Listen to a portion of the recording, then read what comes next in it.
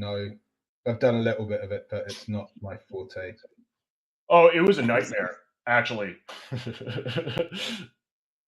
because it didn't work. So when we're all set up, what's the close at the end? In terms, do I still go ahead and say, would you mind answering 3 little questions to help us out? Or what? I mean, those 3 questions, it's going to be, we have an audit offering, and then we also have an auto forward where it forwards them automatically to a landing page that Mark built last minute. That we haven't got those 3 questions at the end. So what is the final thing that I tell them to do? Yeah, so they're going to click one of the 2 links that pop up.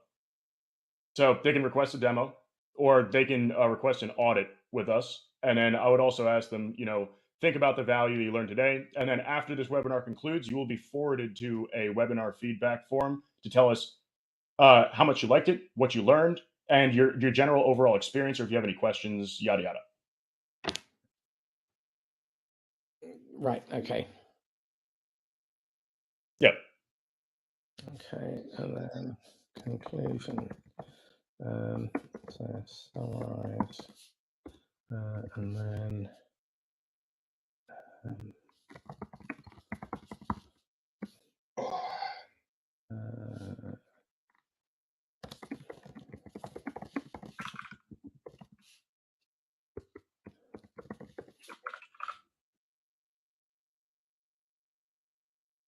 sorry, audit or what was the other one? Meetup. Yeah. Is that right? Yeah. And which audit are we doing? It doesn't matter. Well, I'm talking to Mark. I'm talking to Mark to fix something. Give me a minute. So the choice of the audits was either a LinkedIn ad or a high-level LinkedIn ad audit, or a high-level Sales Nav setup, outreach setup audit. Sort of looking at targeting and whatnot.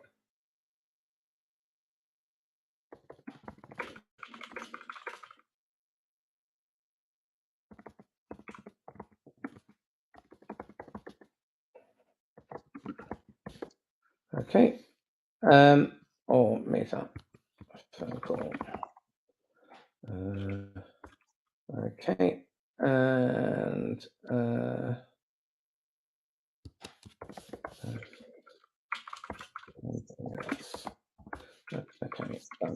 Okay.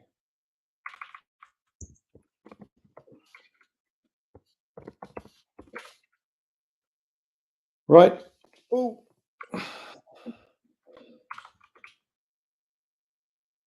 We're good to go, Rob. 3 minutes. Yep, we're good to go. Have you both been for a pee? Yep. I have not. You got 120 seconds. Yeah, I won't need to. I'm just going to grab water.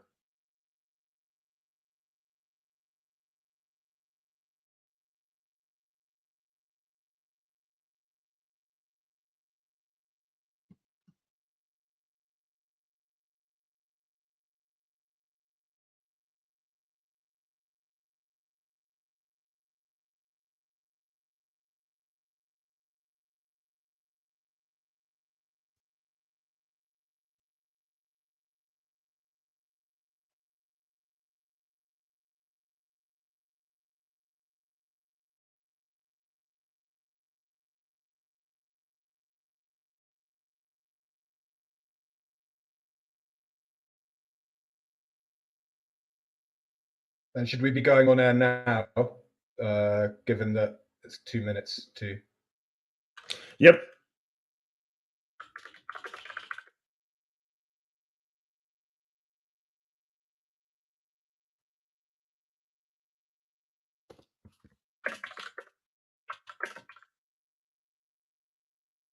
Okay, perfect. So Mark's going to have the rest of those forms updated by the time this webinar finishes. So I'm going to open this up, and we can go live here. Perfect. 4, 3, 2, 1. Hello. All right. We got some people here. We're going to give it a little bit of a wait until more people are able to attend. We are about a minute early. We'll wait about till 2 minutes over, just to let everybody know. Also, thank you for attending. Happy to have you all here.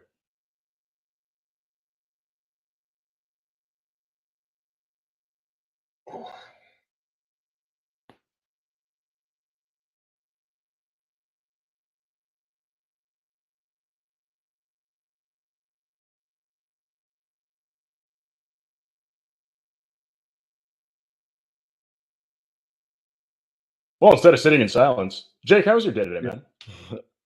My day today? Oh, well, it's 8 a.m., so it's just getting started. We will. We'll see. Lots to. There's lots been to nothing to ruin it yet, right? Yeah. Until now. Yeah. Yeah. My only disclaimer today is I decided to do this from home, and my son likes attending pretty much any meeting that I'm in. So I let him stay up really late last night, so hopefully he's still sleeping, but he may make a guest star appearance. Oh, did you do that on purpose to let him stay up late? Yeah, so hopefully he's sleeping. And wife has been briefed to keep him upstairs if at all possible, but he is a forthright and determined young man and tends to get his own way. That's fantastic. I love it. Marcus, how about yourself? Well, I've set my wife free and sent her off to Ireland to go and look after her parents. So unfortunately for my poor youngest daughter, I'm now the only responsible adult in the, well, I say that. She's the responsible adult looking after her teenage parent. Yeah, but I'm quite looking forward to a couple of weeks of not being told off all the time. That's amazing. That's amazing. It's good. Happy to hear it. So still just waiting a little bit longer, everybody, for everybody to pop in. Usually there's about a 3-minute delay until most people get here. Though I think it'd be a little bit of fun to, I guess, introduce ourselves, since they won't be missing much if that's the case. Marcus, if you want to launch that, that'd be great. That sounded like very faint praise. It was meant to be funny. Yeah, thanks. Excellent. Set me up for that one. So, Marcus Kauke, fitness instructor to the slightly deranged. Typically, people come to me because they want to grow their business fast, but they've looked around and they've seen the idiocy that goes on. Selling cold instead of selling hot, wasting 97% of salespeople's time. Getting 3 minutes out of the £45,000 a year person, 3 minutes a day of value, because that's typically how much time an SDR gets to speak to a customer. Well, in this day and age, there's no excuse for that. And we need to think differently. So the kind of things that I do is ask awkward questions to difficult perennial problems. So, Jake, over to you. What do you do? Yeah, morning everybody. So my name's Jake. I'm originally from London, UK. I'm now based in Calgary, Canada, and I lead North American operations for Fountain Partnerships. So we are a full stack digital marketing agency. So paid media across pretty much any shape and size, SEO, conversion rate optimization, and then sort of analytics and tracking as the sort of underpinning of all that. Make sure we're measuring everything that we can be measuring and optimizing effectively. Good morning, everybody. Well, morning for me, afternoon for people in Europe, I guess. And Rob? Perfect. Yeah, I'm Rob Turley, known as RevOps Hitman. I'm co-founder, co-CEO over at White Rabbit Intel. We're an artificial intelligence company that pretty much simplifies the sales process, optimizes it. And what we do is that we are able to build target personas that are accurate, precise, so you can build the niches out and target away in the market the way that works best for you and your business. We also are able to accurately predict which people or which leads are the best fit to sell to before the need to reach out to them. Okay, well, we're 3 minutes in. So for those of you who turned up punctually, thank you very much. For those of you coming and joining us, you're very welcome. Today, we're going to be talking about how do you hyper target to maximize your return on investment on LinkedIn, and how do you make sure that your organic and paid for spend on LinkedIn delivers the return that you're hoping for. LinkedIn is a bit of a dark art for many of us, and it's very easy to sink a huge amount of time and money into the platform and get very scant returns. Now, for those of us who've worked out little bits of it, it does make sense to collaborate, and that's what today is all about. The Fountain Partnership is, as Jake said, a full funnel digital marketing agency based out of the UK and North America. And what they're looking at is how do you generate paid for conversion? How do you convert? How do you increase your conversion rate? How do you analyze, and what do you need to track in order to ensure that you spend the least amount of money for the most impact? And we're going to be exploring questions around what should you be advertising for, and it may surprise you.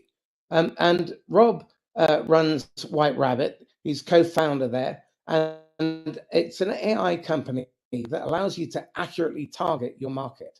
Now, knowing if someone is a good fit before you attempt to sell to them, what a godsend that is. And then being able to identify the paths of least resistance to get to the people that you need to speak to without having to go through the 10,000 dials. Imagine that for a moment, and then combining the two. So what we're going to be looking at today is how do you cut through the noise, the deafening noise on LinkedIn? And how do you use Sales Navigator to create a personal and precise and predictable pipeline? And what happens if you use Sales Navigator in the wrong way? Because it's very easy to get a large amount of time drawn into searching for the wrong kinds of people. And with regard to LinkedIn and advertising on there, how do you use this platform, which is so precise in being able to target in business to business? But how do you overcome your fear of overspending, wasting money on getting poor results? And how do you build a campaign so that you create mental availability so buyers are ready and they're primed to buy from you? So welcome to both of you. Yeah, Thanks very much. Excellent. So Rob, would you mind starting out first of all by helping us to get a sense of why first of all is targeting so key? Why is the list so important? So targeting is ultimately the foundation of everything. If the target's off, you have a cracked foundation or a weak foundation. Everything else falls apart. The whole thing collapses. What this means is that you could spend however many thousands, hundreds of thousands, millions of dollars on perfecting the message, and your engagement rate could be absolutely legendary. But if your target is off or even slightly off, then your conversion rate is going to tank. People are interested in you, they're engaged with you, but they're not buying, which is why the sales statistics out there are absolutely abhorrent. Even with companies that are enterprises out there, they're not closing really any more from cold than 1 to 3% of the people that they reach out to, if they're lucky. So the issue is that people are using really wide and high targets. They're not going down into the granular position they need to. This creates issues with different types of outreach. So if you create a generalized message and reach out to thousands of people, you ever heard the saying, if you try to make everybody happy, you make nobody happy? It's the same thing. If you try to resonate with everybody and be relevant to everybody, you're relevant with nobody. And then you're playing the law of large numbers, technically. That's the quote unquote numbers game of sales. If you email 1,000 people, you're going to get 10 responses. And from those 10 responses, you're going to get 3 sales. That's what they say.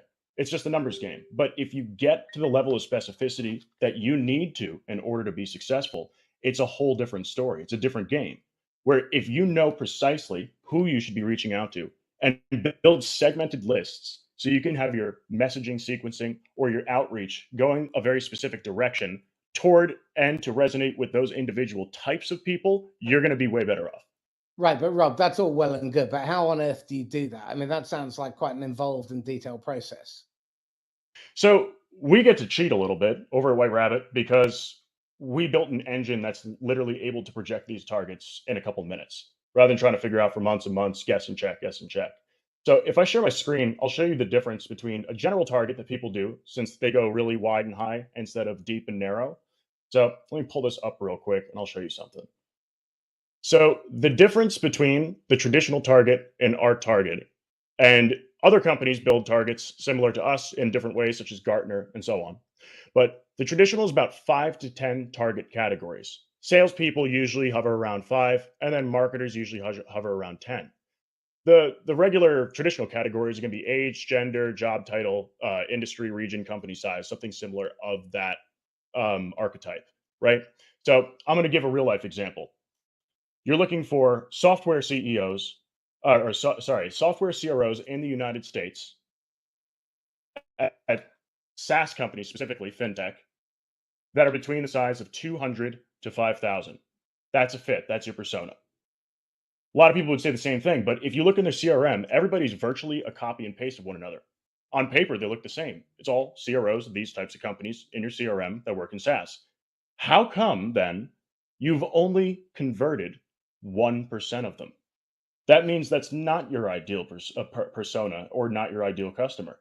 There's a lot of other intrinsic factors. So looking at things all the way down to professional skills, where they went to school, their level of education, and other types of interests, values, aspirations, different types of psychometrics, you're able to go much, much deeper and start defining niche groupings of people who you know have a disposition toward you, your values. Give us an example. Sure. So when we've generated a target like such with the AI, I'm not going to take you through the system because this is not a walkthrough demo. In my case, I don't want people to walk through a product demo. Okay. So if I move over to, let me pull this up here in Sales Navigator.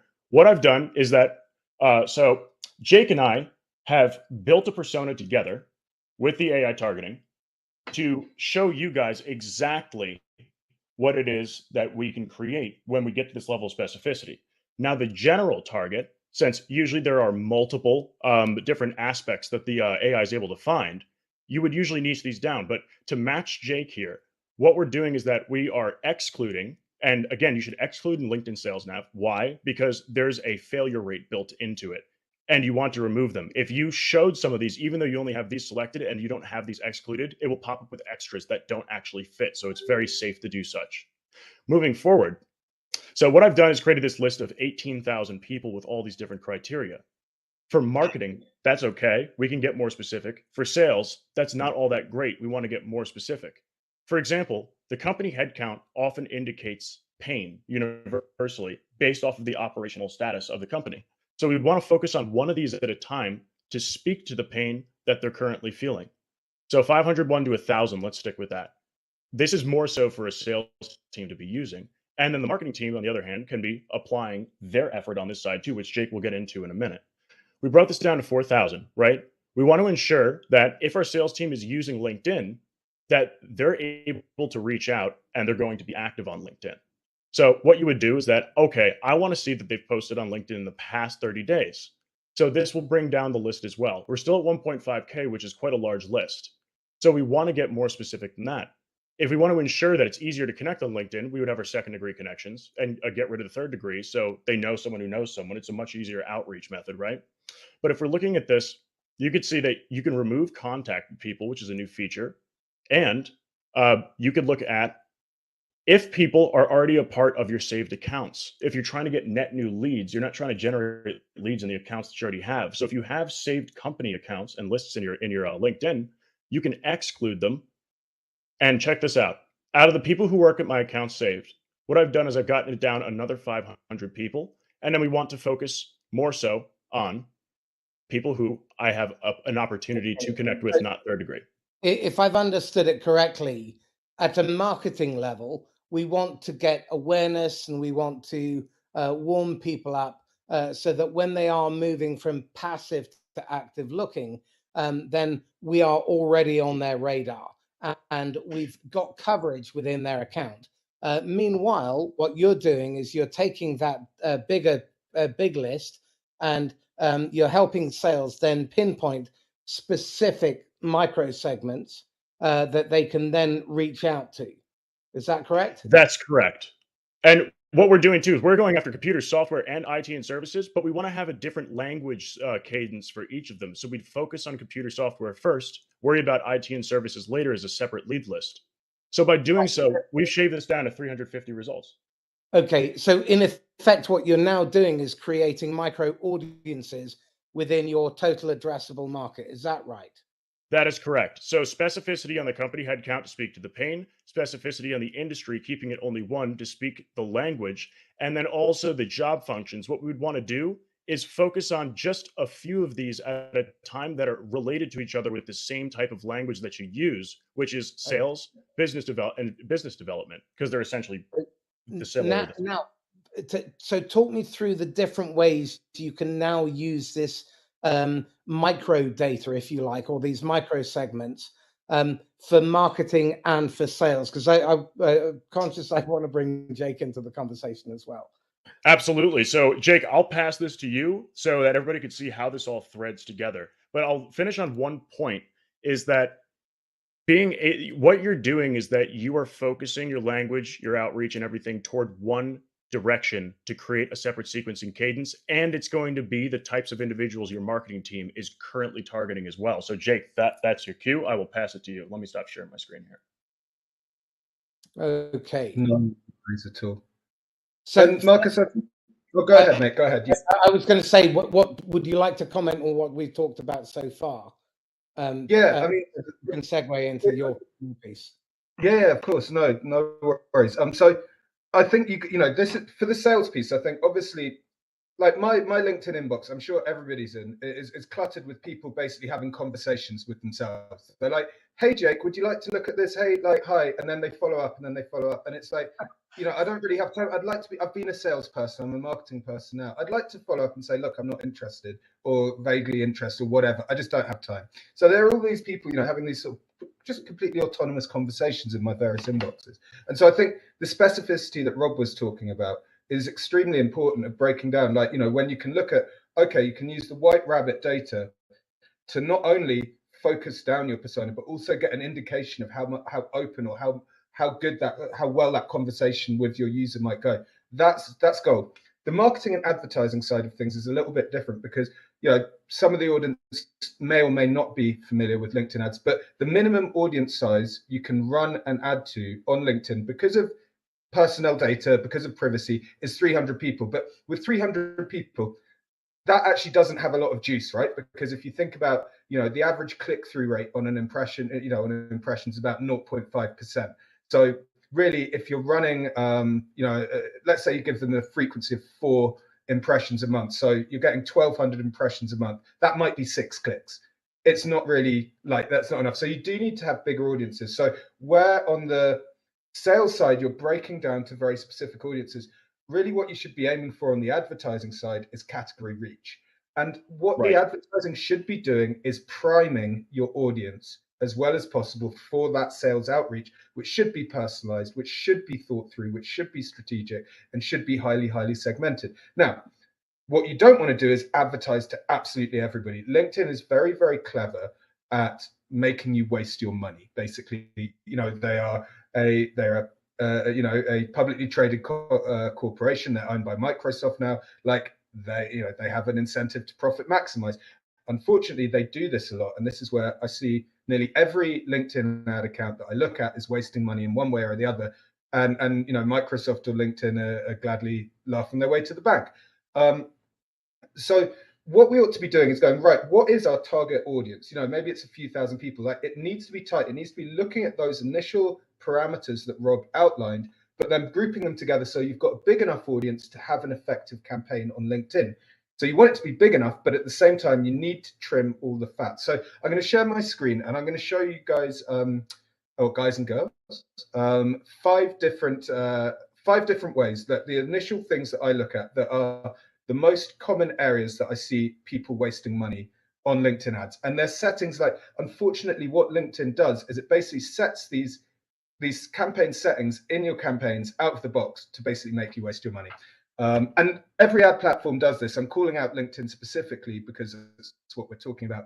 Every ad platform that there is loves to basically find cheeky ways, which they say it's going to enhance your performance. that's nonsense. It's there to help you waste your money. So let me pull up my screen. What I love the most, Jake, is the optimization algorithm. It's literally built to take your money. And to pedal back a little bit for everybody to relate, is that with the starting point of my list building inside of Sales Nav is where Jake is really going to play, except I can't get to the level of specificity that he's about to here. Yeah. So can I just check that we're able to see at the moment LinkedIn Campaign Manager? Yes. Lovely job. So the first thing that you get when you're looking at setting up a LinkedIn campaign, you have a whole bunch of different campaign objectives that you can start with. Now, all of these, can be useful in different ways. Like, sometimes you might just want to run a pure play awareness campaign. That's an expensive thing to do on LinkedIn, I would argue. But let's say website conversions. Let's say hypothetically, what we want to do here is drive people through to a landing page with a piece of content. Could be gated, could be ungated. Let's not get into the gated versus ungated conversation. I can talk about it later on. I've got certain views around that. But let's say we want to get people onto a website and learn more about our company. This is where we're trying to prime the audience by serving them a really useful, interesting piece of content that is going to solve a pain point, answer a question, showcase why your company, so that when they're ready to buy, which may not be right now, you come to mind. So let's do that. So click on here if it decides to work. Right. And what I've done, based on that same set of parameters that Rob was showing you earlier, is I've built out a sort of campaign, because it would have taken me several minutes, and I didn't want to fluff around with this. So at the moment, this audience is quite a lot bigger, you will notice. Now, there are a few things. Now, the first thing that LinkedIn does that helps you waste your money, when you're setting up your location parameters, it automatically defaults to recent or permanent location. I don't want people who've just been on holiday to London or New York. I want people who live there. If that's, we want to target the people that are working there, right? So switch that over to permanent. That will help you out.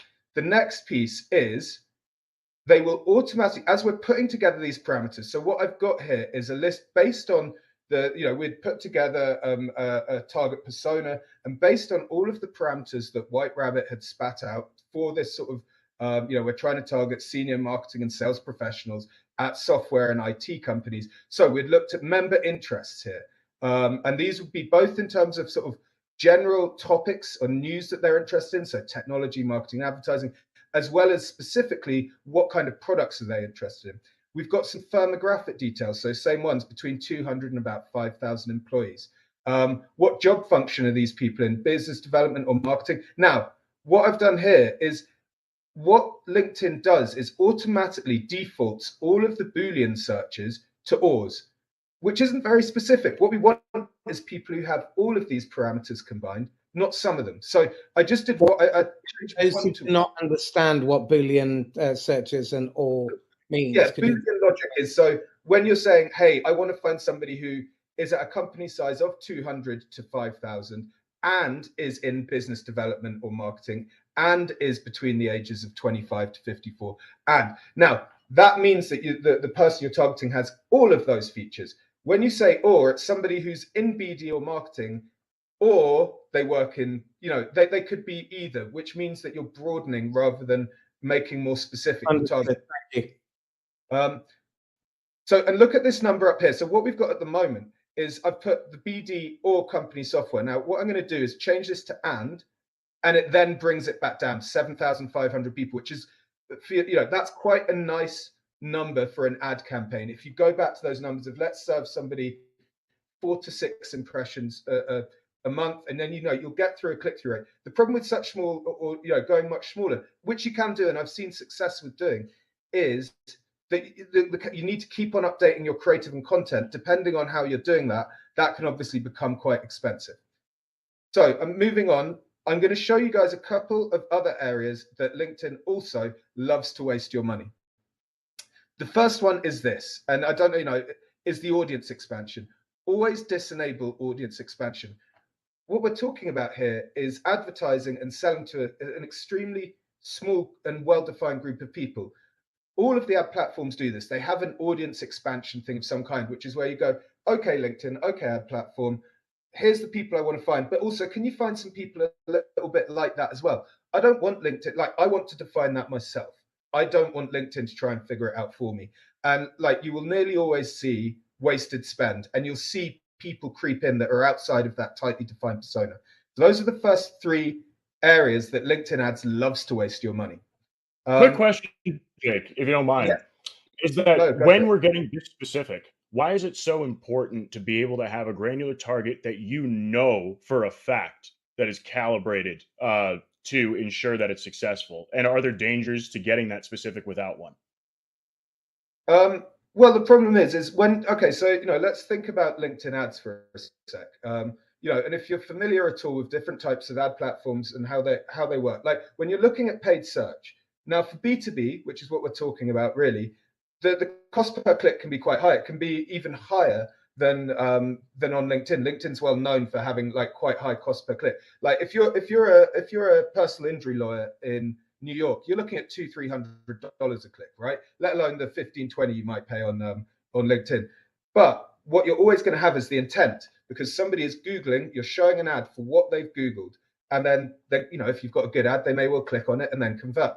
When you're talking about paid social, whether it's Facebook where you're looking at baby pictures or cat videos or whatever's on Facebook these days, I try and spend less time on it. If you're looking at LinkedIn, you're trying to find, you're trying to learn things, make new connections. What you're not necessarily on LinkedIn to do is be sold to, right? So what you're having to do with paid social, you're paying that high cost per click, but then as an advertiser, you're trying to pull people away from what they're doing and go, hey, listen to me. So if you're doing that, you need to make sure that you're not wasting money by doing so with people who are never going to buy your stuff at all, right? And it's very easy to waste money by not being very narrow and specific with your targeting, because otherwise, every time somebody clicks on your ad who is not ever going to buy your stuff, well, that's a waste of whatever it is. Could be $5, $10, so on. Does that answer your question, Rob? Yeah, absolutely. Lovely. So just so that we don't lose our audience, because a couple of them are starting to think that this is purely about selling, doing LinkedIn ads. This is about optimizing both. So we're going to open this into a broader discussion in a moment, but we wanted to alert you to the capability of LinkedIn. And I just want to, Jake, to finish on a quick story of how one of their clients used LinkedIn advertising to achieve their exit, because it's a very relevant story for a lot of people who are working with SaaS scale-ups who may be considering a hybrid approach to LinkedIn. So, Jake, if you wouldn't mind. Okay, what I'm going to do really quickly is just the last two things, because these are important. Always disable the LinkedIn audience network if you're running campaigns. Always switch from maximum delivery bidding to manual bidding. And that way you can push down your cost per click, whereas LinkedIn is recommending $21. Let's put in $6. No problem at all. We're then able to bid $6. So those are all ways. Let me stop sharing. There we go. If I stop sharing, Share your screen again. Yeah, just hit share screen again. Yeah, hit it, and then hit the share screen. Yeah, okay, lovely. Sorry about that. So yeah, sorry. There's a fair bit there to go through. So yeah, on that case study, so we had a client who was a software company. It was an AI-driven software company based actually out of Sweden. They were super expensive. We knew that there were probably only affordable by Fortune 500, maybe Fortune 100 procurement teams, because the license was so expensive. What it did was to automate your procurement process, essentially, by plugging in some parameters. Now, we ran some highly specified. We knew that we could only target about 100 companies across the world. So we set up some LinkedIn campaigns, also running Twitter, Facebook, YouTube, search. But LinkedIn was actually the juiciest one in terms of results. What we did was commissioned quite an expensive piece of content, which was written by thought leaders, both in the in the AI and procurement space. And it was a sort of really detailed white paper, and ran this over 5 sequential campaigns. To really showcase this. It wasn't really talking about the product, it's talking about how AI is driving changes within the procurement industry. Now, this really segmented small audiences, because we're targeting, Europe specifically, specific areas in Europe, specific areas in the States. But we ran this over a couple of years. It did take some time, but this led to the company, directly acquiring Nike and Amazon as clients. Brilliant.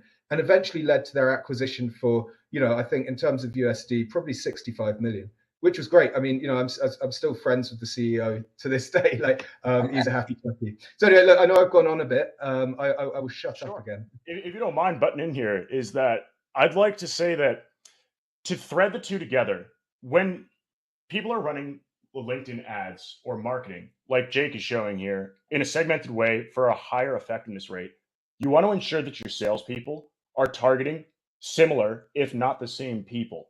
They get the top of mind and the awareness from the ad, and you're also giving them a personal and relevant touch in a segmented group. I'm going to share my screen one more time to show people what this could look like if you're building out lists and segmenting them, right? So you're using LinkedIn Sales Nav, and you could be scraping them off. You could be pulling them from Zoom Info, whatever it may be. I'm just going to show a quick example of this. So we have right here, this is just a sequencing platform, right? So what we did is that we grabbed, sorry? You might want to zoom in a bit, Rob. Oh, they don't have to see the details of the people. So what we have is that we've pulled a list of people that we've built out right here with a couple hundred individuals.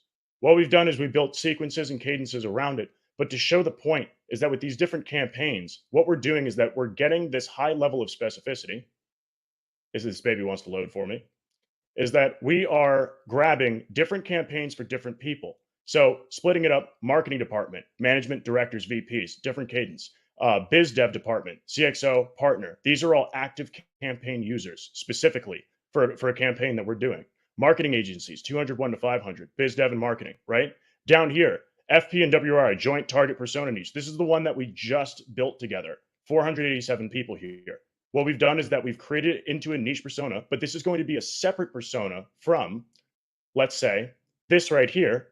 We have computer software focus.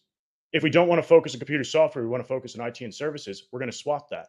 Or we're going to swap it out for, let me just close this. What you're going to do is that you're going to create separate lead lists for each company size, each industry, and segment them out so you can have the conversations that are actually relevant. And after doing so, exporting them, and you can come into places like working with us or with other predictive analytics providers and actually understand where you lay within the leads that you've generated. This way you can understand and see who's a fit to reach out to so I can spend my time as effectively as possible. This is omni-channel and multi-level human touch moving toward this is who you want to warm because they're not ready yet. And with advertising, high hit advertising, you want to get somewhere in the middle or the high end of this. So when we thread these things together, the sales team has focus in smaller groupings of people to build relationships, which is what they know how to do and what they're best at. And they can put their time in places that matter most without spamming the hell out of people to cut through the noise. And there is beautiful marketing and advertising content that is following them, that is relevant to them and hitting the audience exactly the way it needs to be hit. When you put these two things together, you're now starting to create an active RevOps system, data-driven RevOps, which is the decoupling and de-siloing of marketing, sales, advertising, and CS. This way, you all enable each other instead of disable each other, working in silos where it's disconnected. Marketing is creating content that's resonating with people. It's getting high engagement, yet they pass MQLs to the sales team and no one's converting, ever. No one's converting. It's terrible. And then sales is not sharing the data and the outcomes from their sales data to help the marketing team learn how to and who to target within the ecosystem. That way that they can feed the sales people leads that actually fit to sell to. Huge difference. So, Rob, if I understand correctly what Rabbit does, and I should hope so by now, is it's looking at the shape of a desired target population, and then looking at that population over time. So you're seeing that population change. So they go from red to amber to green, depending on their propensity to engage today. Is that correct? That is correct. Right. So you can feed your email campaigns. You can feed your telephone outreach. You can look at short, medium, and long-term pipeline, which then feeds into your what was your phrase there, Jake, about creating awareness in the market? Category reach. Category reach, that was it. Thank you. So creating that category reach. So effectively what you're doing is you're creating a rolling campaign that involves that long-term focus and demonstrating your value and credibility within your marketplace. So when people move from passive to active looking, you are on their radar already. And presumably that's how that company won Nike and so on, because it was that rolling campaign. So again, I think people need to be more, that people have to have a longer term perspective and stop thinking so transactionally if you want to really create value with your customers. Would that be a fair observation, Jake? Absolutely. Yeah, like absolutely. I mean, I think what we're looking to do with advertising and marketing is to, because nobody is in market for a product or service at all times. So the combination of where it comes together is if White Rabbit, if we can use sales intelligence software like White Rabbit to really identify, okay, who's in market, so that the salespeople are going out at the right time. But then from the marketing side and the advertising side, you're essentially trying to build credibility, trying to build mental space and mental awareness within your target audience to increase the numbers of the sales, right? Like what advertising shouldn't be doing is doing the sales for you. That's the job of all the sales, that's what BDRs are for. But what you want to be doing is using advertising and marketing to essentially like a steroid for the sales process. Absolutely. Okay. So Marketing's job is to feed the sales team conversions. Yes, it's to. I would say it's more to feed mental awareness within your target market. Like, yeah, and I think this is where people get LinkedIn ads wrong as well. They're like trying to drive sales directly through LinkedIn ads, which you can do, and we do get some. Like we had a client recently close about a $1.2 million deal off the back of one of our LinkedIn lead gen forms. But really, what it's doing is trying to make sure that when the salespeople go out, those MQLs are better quality, right? Those that more of them turn into SQLs, more of them turn into absolute opportunities, and making sure that so that when you pick up the phone, I've heard of those guys. Yes, I know who those guys are. Maybe I'll pick up the phone. Maybe I'll respond to that email. Which is the hard thing to do. That's what I think the advertising and marketing. Familiarity is huge when it comes to something. People need to feel familiar to feel comfortable. And with inbound, if you're creating a lot of it using other ad platforms, using artificial intelligence, it can also predict, okay, out of this massive landscape of inbound leads, who should I have my sales team go after? Who are my false positives? And then identifying the blockers within an account. So identify the friendlies, the neutrals, and the blockers to strategically navigate more enterprise accounts. So when you're advertising to them and people are clicking, you can understand if they're a friend or they're a foe before you reach out to them or create brand damage by spamming everybody in a list, which it all ties together. It's full circle. Quality content, quality outreach, and low quantity. And that's how you're going to resonate and cut through the noise, because the volume is how we got ourselves into this mess. This mile-wide hole that the marketplace has dug is due to high volume outreach. And it's made it impossible for anybody to talk to each other. Right now, for example, it takes approximately 18 touches to get someone's attention and get them to reply to you. That's abhorrent. It's disgusting. 2 years ago, it was 14 to 16. 10 years ago, it was 7 to 9. 10 years before that, it was 3 to 4. We're going really fast in the wrong direction. And these types of practices, data-driven RevOps practice, targeted advertising, really targeted with the intelligence behind it, and hyper-targeted list building in LinkedIn is how you're going to make it through. And it's going to be the future of sales, marketing, and advertising as a whole.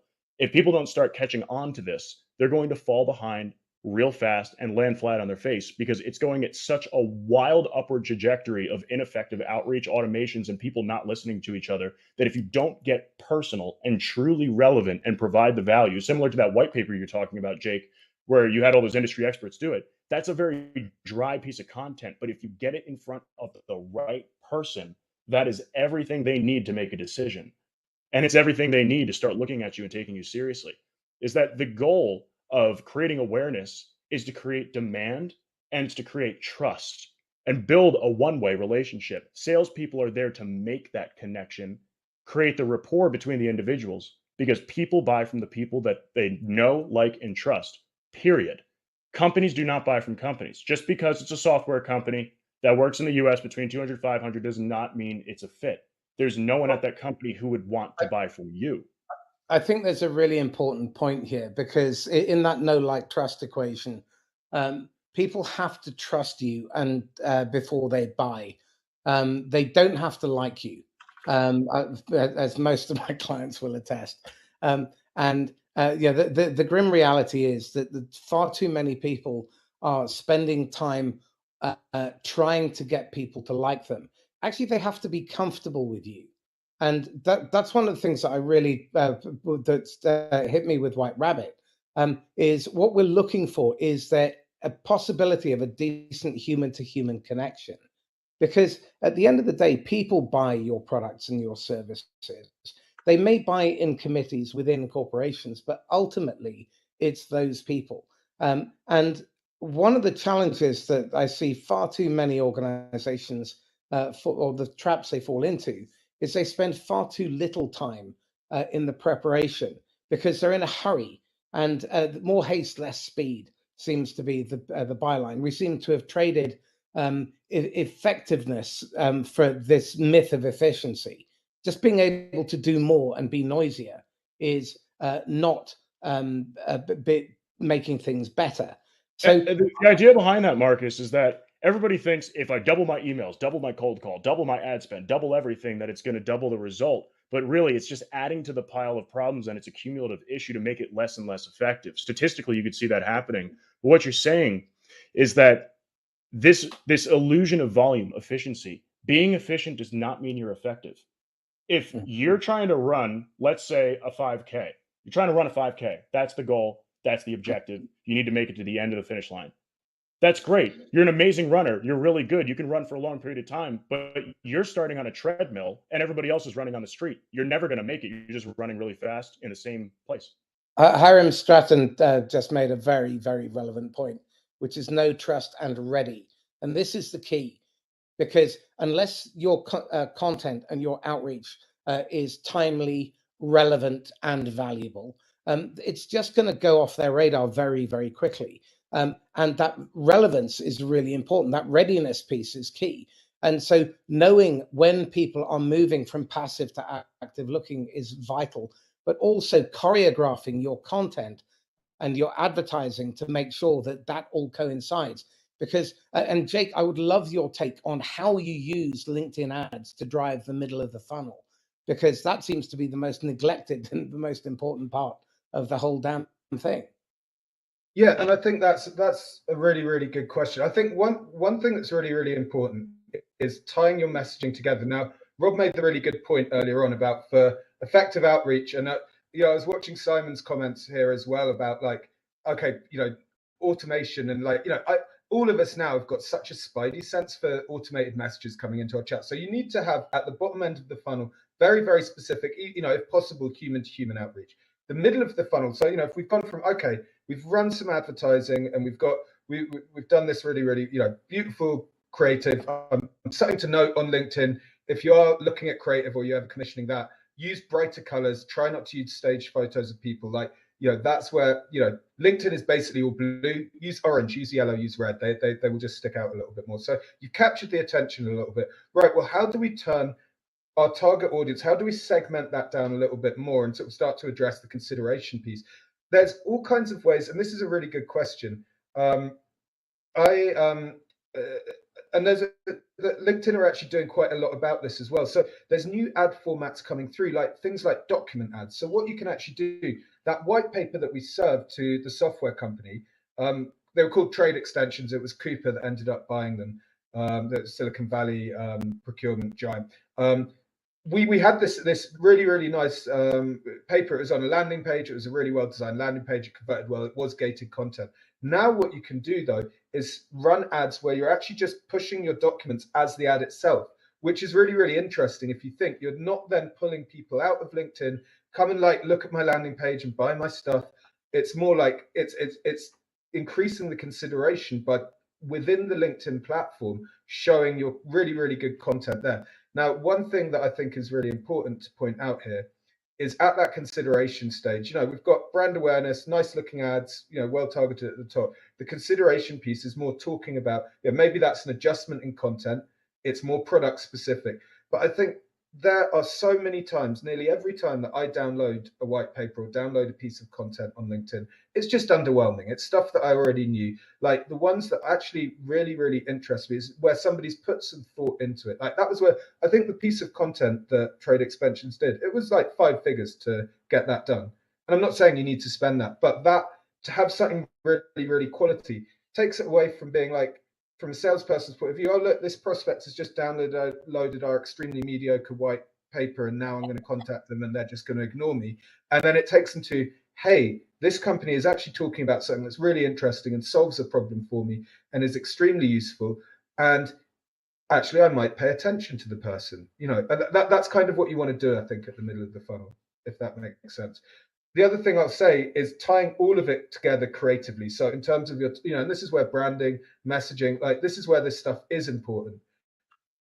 Make sure that all of your visual creatives across a specific campaign tie together. Like you want to be, like there is so much noise, cutting through the noise, making sure, like Salesforce are brilliant at this. They have that little raccoon dude, right? Like, and everybody knows the little Salesforce raccoon. Well, Marcus, you clearly don't because you're frowning, but like, but like all of their campaigns, when you look at them, tie everything together from the very top, brand awareness, through to when you're downloading their white papers. All of their messaging is very consistent. So yes, Marcus, that's exactly it. And I think that's where dark social and the stuff that we can't measure becomes quite interesting. I think that's probably a whole other conversation, though. Yeah, dark social is an incredible concept. So I'd like to open up the floor for the folks here to ask some questions while we have these 15 minutes here. Is that we can keep going on and on, or you could even talk about a subject if you request a question about a subject or you want us to talk on it. I'd like to hear from some of the people who are with us today what your thoughts are, what you need to know, and Robert Lunter is asking about automation software. So what are your thoughts on automation software, Rob? So automation, I'm anti-automation spamming, but I'm not anti-automation software. Automation software has its place. Like I explained in some of the text comments that I wrote, that automation software is not bad. It's just used the wrong way and understood improperly. It's misunderstood. That it's not meant to spam the hell out of everybody. It's meant to be efficient. But the efficiency can only go so far. So like my team, for example, we don't pitch in any automated emails, any automated LinkedIn messages, anything like that. Our goal is not to bother people or to force a meeting link on them. What we're doing is that we're building awareness and we're starting the conversation and being human about it. So as relevant as possible, speaking to them as a human being, adding some sort of value, and ultimately we're able to create harmony or resonate with them. After doing so, then we can start having a conversation with them and talk about it where it's about them, they talk about themselves, and we understand if we can solve their problem to begin with, instead of just spitting out a pitch in front of them. Pitching is dead, in my opinion, 100%. The only time you pitch is if you are asked directly and specifically by the individual to pitch to them. Then you have the permission to pitch, right? Otherwise, no one wants to be sold to and no one wants to be sold. So the goal... I think there's a much simpler way of going about selling, which is have the prospect answer the questions about what outcomes that they want, and work backwards from there. It saves both of you an awful lot of effort. I'm curious about how you find your way into the right people when you're being blocked in an organization. And let me start with you, Jake. How you would go about dealing with that. So just in terms, so essentially identifying and trying to negate blockers? Well, more importantly, how to get my message through to the specific people who I know need to hear it and are likely to be responsive. Mm-hmm. One of the other things that you can do when you're setting up your ad and link to your ad campaigns is you can actually upload CSV or spreadsheet lists of contacts. So if you have, for example, let's say that Rob has used White Rabbit to identify who are our highest propensity to convert list users. And you could, and assuming the list is long enough. Now, the challenge that you have is making the audience size big enough so that it will work. But if you've, you could run some micro-targeted campaigns where you've taken a list of ideally, up 1,000 or so users. You then upload that into the back end of LinkedIn because you've got that certainty. Now, what you can't do in LinkedIn ads without that kind of software intelligence, this is where White Rabbit is brilliant. You can't identify that within your LinkedIn ads, right? Like LinkedIn Ads Manager doesn't go, hey, this person likes you.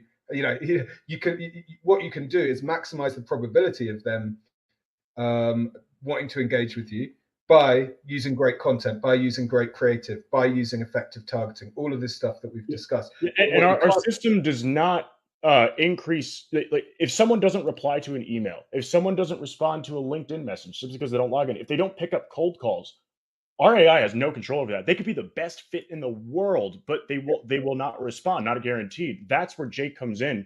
They're able to create that awareness and get that light touch engagement through advertising and marketing to make it so they have that familiarity and they are likely to pick up the phone, answer the email, or answer your message because you're starting to create a one-way relationship with them that way. Yeah. And I think, Marcus, sorry, and I know you're just about to jump in.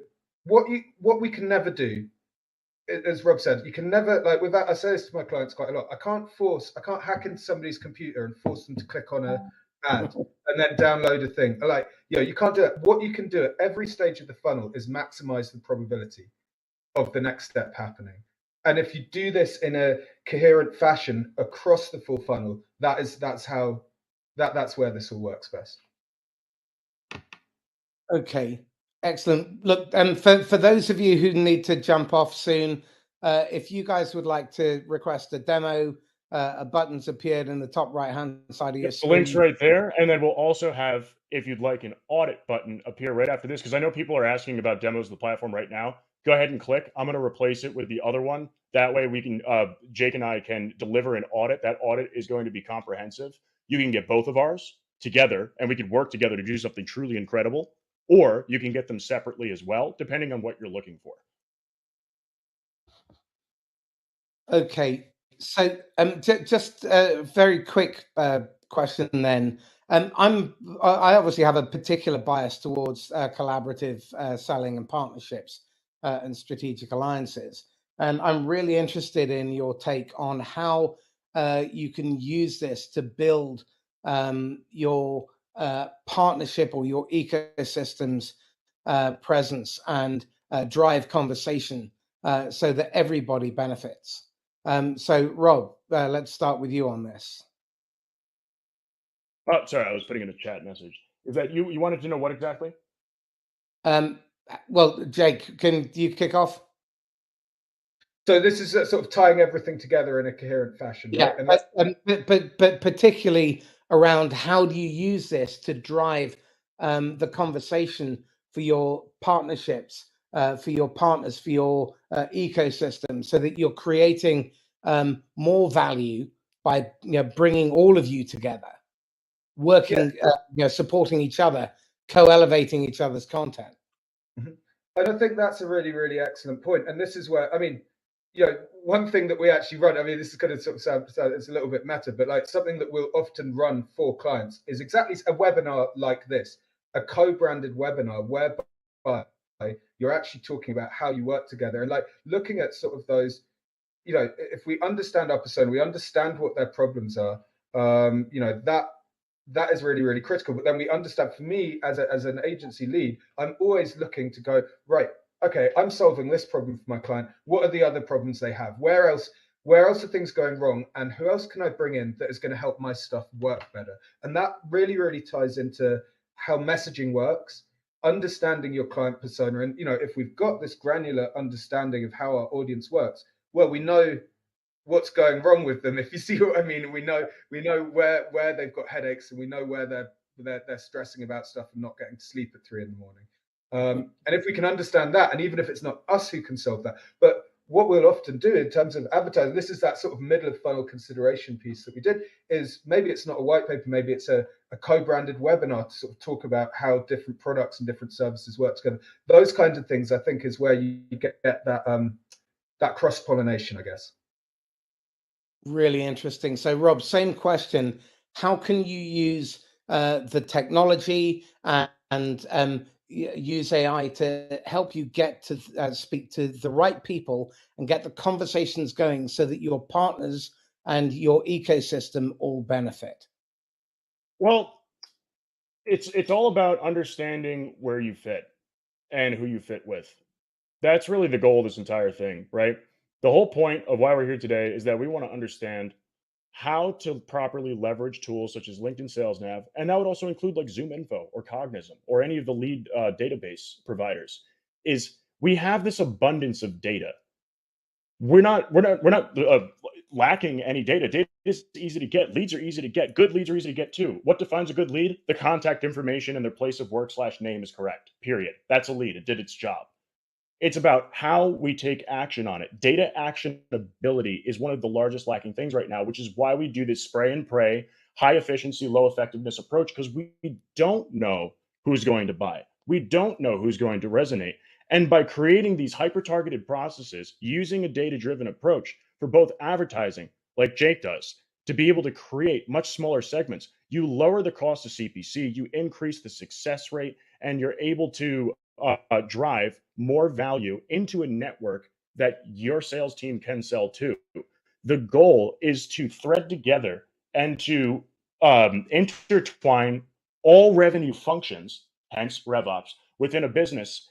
If they're not enabling each other, they're disabling each other. It creates friction. And there's a whole lot of problems that develop around that. A lot of wasted money, a lot of wasted time. If you're talking to the right people, if you're building partnerships with people who sell to a similar audience as you, even if you analyze their audience to see how well it goes, that's great. So that you could start creating these channel ecosystems, to answer your question, Marcus, of going in hot by loaning the credibility of the partners that you are partnering with into a lead or a client base that best suits you. And this is like the beginning, where places like Partner Hub app, at the CEO over at Alex, I'm good friends with him. We're looking at working with them potentially to be able to do predictions on, is an agency partner a good fit for a technical partner, and so on, automatically. So it's like a matchmaking system in there. It's incredible stuff. And when we start looking at the possibilities of adjacent technologies, for example, you've got technologies like Ebster looking at engagement, or Boxstep looking at the factions within an organization. I came across a wonderful new tool called Sales Road, which was developed by Pat Bakusis. And it's a CRM that's built through the lens of the customer. Now, this kind of stuff is out there, and we really need to start thinking laterally, and we need to start thinking much more cooperatively, because if we do, the opportunities are huge. The pandemic has created the conditions, I believe, for the next renaissance. You're seeing a massive explosion in collaboration tools. I'm in the throes of working with a dozen different partners at the moment, all at the top and middle of the funnel, driving effectiveness back into the sales and revenue operation. So some really interesting times ahead. So Jake, any final words before we wrap up? Oh, goodness. Put me on the spot. No, I mean, thank you, everybody, obviously, for attending. I completely agree with sort of everything that you've said. That I think the main thing is getting the two pieces. Rob's talked a lot about the sales piece. I've talked a lot about the marketing and ad piece. So many times they don't play nicely together, and I think the better we can do with that, the better we're going to see. And I agree with you. There's a lot of change happening right now. If you look into some articles, some blogs that were written about some companies that tied these things together, I believe Zendesk was one of them. Can't remember. It was Z, started with a Z something. But they did a full RevOps redo of their company, where they have marketing, sales, advertising, and everything working together, data enabled in all the directions, like the things that we try to enable every day. You, Jake, Marcus, and I, and everybody over at White Rabbit Fountain Partnership. By succeeding at that, what they were able to do was decrease their churn by a large percent. I'm not going to name the stats because I don't remember the exact stats in the article, but they decreased their churn by a large percentage, and they were able to increase their conversion rate by an equally large percentage. So they're bringing in more clients and losing less of them. When in turn, if you lose less clients, you're already making more money. If you gain more clients and losing the same amount, you're making money. If you're doing both, best of both worlds. It's about optimizing the funnel and doing a client-centric process. That way that they're happy. It shows that you care about them, because one of the largest mistakes that enterprises make is that they get so big and they make so much money and fat and happy that they stop giving a shit about the customer. And this is why people are converting off of these blue chip platforms and services. A long time before they make any money or get to keep any of it. That's for sure. Look, guys, we need to wrap up. Rob, what's your email address? Sure. It is rob.turley@whiterabbitintel.com, though I would prefer if you contacted sales@whiterabbitintel.com or the team at whiterabbitintel.com, or if you want to partner, partners@whiterabbitintel.com, because my email inbox is already full enough. And I will get to you. And White Rabbit's definitely looking for partners. Jake, your email address is? I've just put it in the chat, but it is jake.surrey@fountainpartnership.co.uk. It's very long, so it's in the chat there. You can add me on LinkedIn. I'm the only Jake Surrey on LinkedIn, as far as I know. And yeah, that was crazy when I saw that. You're the only one. I was like, what? Yeah. And you can get me at marcus@laughs.com, among many others. In the meantime, guys and gals, stay safe, happy selling. Really very grateful that you attended. Please share the recording with your friends. And if any of you want to get in touch with us, then please do. In the meantime, stay safe. Bye-bye. Thanks, everybody.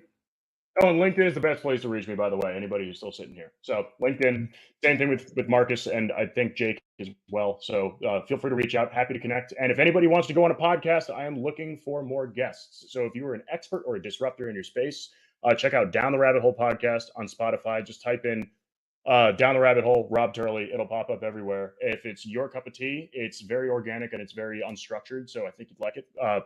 Give me a shout. Gotta go. Take care. Bye. Bye-bye.